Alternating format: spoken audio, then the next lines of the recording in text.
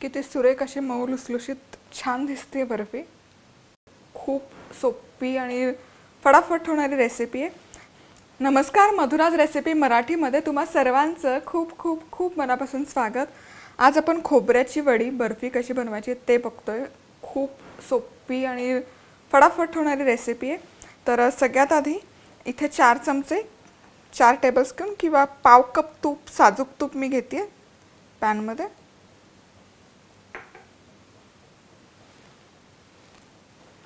यामध्ये 1 कप साखर घालायची आणि अर्धा कप दूध। आता साखर आधी व्यवस्थित मेल्ट करून घ्यायची, विरघळली पाहिजे साखर। चला तर मग इथे साखर व्यवस्थित मेल्ट झालेली आहे। आता यामध्ये घालतोय आपण 3 कप डेसिकेटेड कोकोनट। किराणा मालाच्या दुकानामध्ये व्यवस्थित मिळतं, हे आरामशीर मिळतं। अर्धा कप यामध्ये आपण घालतो मिल्क पावडर। आता हे सगळं व्यवस्थित मिक्स करून घ्यायचं। खूप झटपट होते ही रेसिपी। आता हे सगळं असं एकजीव झालं की एक 4 ते 5 मिनिट मीडियम हीटवर फक्त शिजवून घ्यायचं। चला तर मग मस्त दिसतं हे मिश्रण। 5-1 मिनिट मी शिजवून घेतलं मस्तपैकी। आता यामध्ये आपण घालतोय वेलचीची पूड, एक अर्धा चमचा। हवा तर सुकामेवा आवडत असेल तर सुकामेवा पण तुम्ही यामध्ये घालू शकता। तर हे मिक्स करूयात व्यवस्थित आणि आता हे एका प्लेटमध्ये काढून घेऊयात।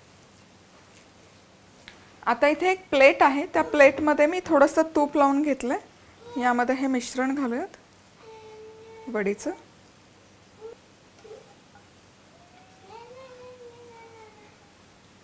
आणि हे एकसारखं थापून घ्यायचं।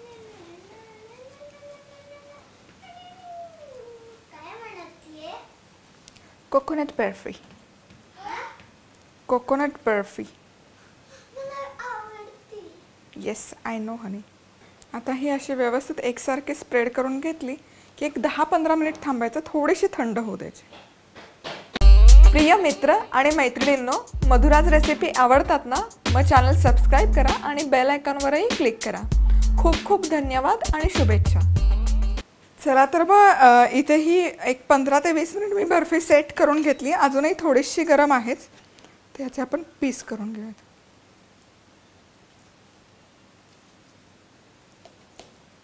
सुरीने करण्यापेक्षा ना शक्यतो असं कालथा वगैरे असं काहीतरी घ्यायचं, नाहीतर मग सुरीने असं केलं तर मिश्रणही वर येतं।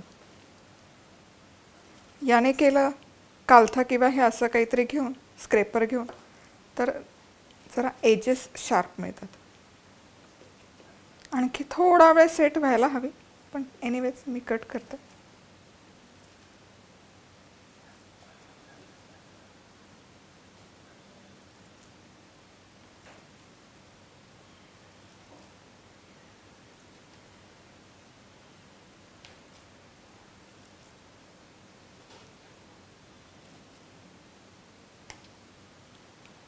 आणि आता याचे पीस काढून घेऊयात।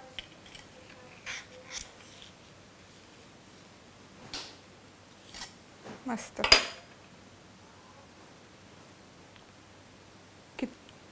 किती सुरेख अशी मऊ लुसलुशीत दिसते, तुम्ही बघू शकता। मस्त,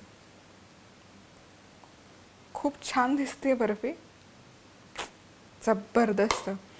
5 मिनिटात तयार होते, फार काही झंझट नाही आणि फुलप्रूफ अशी रेसिपी आहे। ओल्या नारळाची बर्फी करायला गेलात तर बऱ्याचदा पाकाचं प्रमाण चुकतं किंवा रंग बदलतो किंवा ते सेटच होत नाही। तर इन दॅट केस तुम्ही ही बर्फी करू शकता, फटाफट बनवून तयार होते।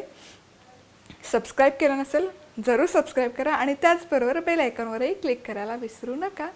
तर आज वेळात वेळ काढून तुम्ही ही रेसिपी पाहिल्याबद्दल तुम्हा सर्वांचे खूप खूप खूप मनापासून धन्यवाद। पुन्हा भेटूयात अशाच एखाद्या मस्त रेसिपीबरोबर। तोवर मस्त रहा, खुश रहा, आनंदी रहा आणि सगळ्यात महत्त्वाचं खात रहा।